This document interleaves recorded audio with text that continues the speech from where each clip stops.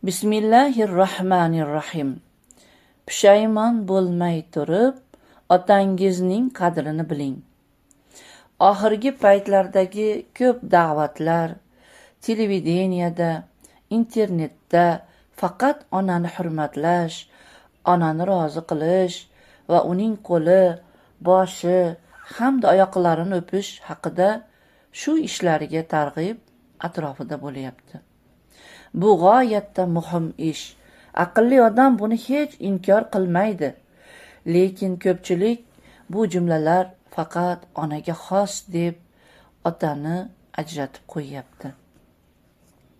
Otasiga bilmagan holda beahamiyat bo'lib qolishi afsusli holdir. Alloh subhana taala o'zining aziz kitobida qayta ta'kidlashiga qaramay, onasiga yaxshilik qilib, otasini unutayotgan bolalarni hidoyat qilsin. Alloh taolo Isro surasining 24-oyatida "Wahfiz lahuma janahadh-dhulli minar-rahma va qur rabbirhamhuma kama rabbayani saghira" deb marhamat qildi. Ularga ota-onaga meni yosh bolaligimda tarbiyalaganidek ularga rahm qilding. Ota-onaga o'zingizni xor tuting va yaxshilik qiling va insonga ota-onasiga yaxshilik qilishga buyurdik. Shuningdek sunnatda Rasululloh sollallohu alayhi vasallamning hadislarini topamiz. Abu Hurayra roziyallohu anhudan kelgan ushbu hadisda rag'ima anfu, thumma rag'ima anfu, thumma rag'ima anfu man adraka abawayhi 'inda al-kibari ahadahuma aw kilahuma falam yadkhulil jannah deb rivoyat keltirildi. Burni ishqalsin, ya'ni xor bo'lsin. Kimki qarigan ota-onasi turib yoki ikkovlaridan biri bo'la turib, ular sababli jannatga kirmagan bo'lsa. Rasululloh sallallohu alayhi vasallam aytdilar. Abu Dardo roziyallohu anhudan keltirilgan ushbu hadisda al-validu awsatu abwabil jannah fa in shi'ta fa'adhi' zalika aw ihfazhu. Ota-ona jannat eshiklarining o'rtasi. Agar xohlasang shu eshikdan kir yoki kirma. Bu yerda al-validu so'zi ota-onani o'z ichiga oladi. Alloh subhana ota-onani bashariyatning yaxshilik qilinishiga eng loyig'i qildi. Rasululloh sollallohu alayhi vasallam hattoki ota-onaga yaxshilik qilishni Alloh taologa sevimli bo'lgan amallarning namozdan keyingi ikkinchisi qildi. Faqat onagagina demadilar. Alloh taologa sevimli bo'lgan amalni bir tarafga yaxshilik qilib, ikkinchi tarafini ajratib qo'yib, uni qabul bo'lishini umid qilamizmi? Onani yaxshilik qilinishiga xoslab olish natijasida ota o'g'illarni oq bo'lish suratlarini ko'rganingizda bundan ajablanmang. O'g'illar onalariga yaxshilik qilishga tarbiyalanishgan, ammo otalariga beparvo, johil. Xuddi u oilada qimmati yo'q, g'arib, begonadek.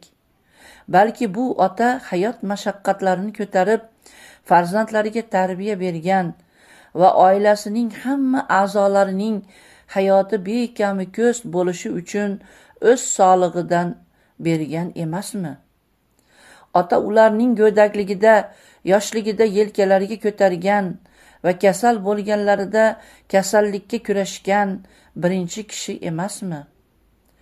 O'g'illar nahotki buni bilmasalar. Axir u oilasi uchun hayot kurashida ko'p qurbonchiliklar berdi-ku. U bugun yiqilib qoldi, ojiz, kuchsiz bo'lib qoldi. Endi yaqinlari undan malollanadimi?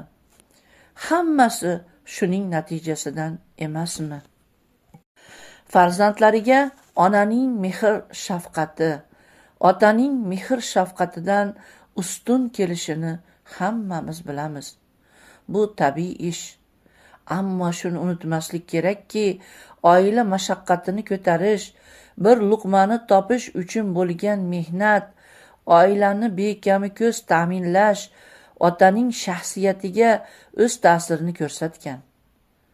Ammo shunga qaramasdan biz tuzning qimmatini tuz topolmaganimizda bilganimizdek, otaning qadrini ham u o'lgandan keyin bilamiz. Duo qilaylik. Allohumma arham validayna al-ahya minhum wal-amwat waghfir lahum wardi anhum ridan tahullu bihi alayhim jawami'a ridwanik wa tahmilhum lahu dara karamatik wa amanatik wa mawatin afwik wa ridwanik wa adri bihi alayhim lataifa birrik va ihsanik. Ey Allohim, ota-onamizni, ulardan o'lganlari va tiriklarini o'z rahmatingga ol. Ularni kechir va rozi bo'lki, ularga jamiki roziligingni tushir. Ularni fazli karaming, omonating hovlisiga tushir. Avfing va roziliging vataniga kirgiz. Hamda ularga ehsoning, marhamating, lutfingga dohil qil. Amin. Hikmatli so'z. Shayxul Islom Ibn Taymiya rahimahulloh dedilar: Kim abrorlar darajasiga yetmoqlikni xohlasa, quyosh chiqqan har kunda Alloh uning qo'lida xalqqa foyda beradigan bir ishga muyassar qilishini niyat qilsin. Harun ar-Rashid o'lim to'shagida o'z atrofidagi yaqinlariga dedi: Men dafn qilinadigan qabrimni ko'rmoqlikni xohlayman. Ular qabriga ko'tarib olib bordilar. U qabriga qarab yig'lab yubordi. So'ng atrofidagi odamlarga qarab dedi va ushbu oyatni o'qidi. Ma aghna anni maliya halaka anni sultoniya. Mening hukmronligim ketdi, molim menga foyda bermadi. So'ng boshini osmonga ko'tarib yig'ladi. Ey mulk tugamaydigan zot, mulki tugab bo'lgan kishiga rahm qil. Bilginki ey musulmon, tun qancha uzun bo'lsa-da quyosh chiqishidan o'ziga chora yo'q. Umr qancha uzun bo'lsa-da qabrga kirishdan o'ziga chora yo'q. O'limni ko'p eslanglar. Rasululloh sallallohu alayhi vasallam dedilar: Isro kechasida men bilan Ibrohim alayhissalom ham birga edilar. U zot shunday dedilar: Ey Muhammad, mendan ummatingizga salom ayting va ularga xabar beringki, jannat tuproqlari toza mushk anbar, suvlari totli, uning daraxtlari subhanalloh, alhamdulillah va la ilaha illallohu Allohu akbar. Bu so'zlarni aytganingiz sari siz uchun jannatda bir daraxt ekiladi. Uxlagan paytingizda ham, taomlanayotganingizda ham yoki qanaqa ish bilan bo'lsangiz ham, hattoki betahorat bo'lsangiz ham, hayzdami, janobatdami aytavering. Alloh subhana siz uchun jannatda bir daraxtni ektiradi. Zikrga ogoh bo'ling. Allohumma suq xatona xato man nuhibbu ila inayatil jannah va naimihal abadi. Ey Allohim, bizning va biz sevganlarning qadamlarini jannating, abadiy ne'matlaring ostonasiga olib bor. Amin. Qimmatli nasihat. Ba'zi his-tuyg'ularimiz uyaltirmaydigan do'stga muhtoj bo'ladi. Alam bermaydigan do'stga, unutmaydigan birodarga muhtoj bo'ladi. Qalblarga shirin so'zlar bilan xitob qilinglar, chunki har bir insonning qalbida gul bor bo'lib, yumshoq so'z lutf bilan ochiladi.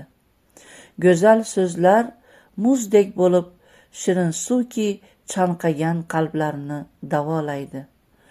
Ayniqsa hayot mashaqqatlari sizni qiynagan paytda atrofingizdagilarga qo'pollik qilmang. Duo. Allohumma rzuqna ridon nafsi va zakatal ruhi va zinatal aqli va taharatal qalbi waj'alna mimman tazawwadu bittaqwa va fazu bin najwa va zayyanu bid-da'wa va nalu biridaka va jannatak.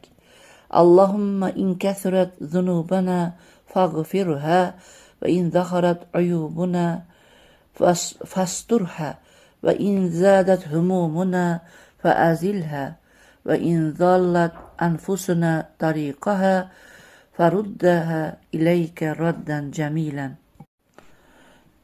Ey Allohim, bizlarni qanoatli nafs bilan, pokiza ruh bilan va aql ziynati bilan, pok qalb bilan rizqlantir va bizlarni taqvo bilan oziqlangan va najotga erishgan, da'vat bilan ziynatlangan, roziliging hamda jannatingga erishgan kishilardan qil. Ey Allohim, agar gunohlarimiz ko'p bo'lsa, uni kechir. Agar ayblarimiz zohir bo'lsa, ularni yashir. Agar g'amlarimiz ziyoda bo'lsa, ularni ketkiz. Agar nafslarimiz yo'lidan toysa, uni o'zing chiroyli qaytarishda qaytar. Amin ya robbal alamin.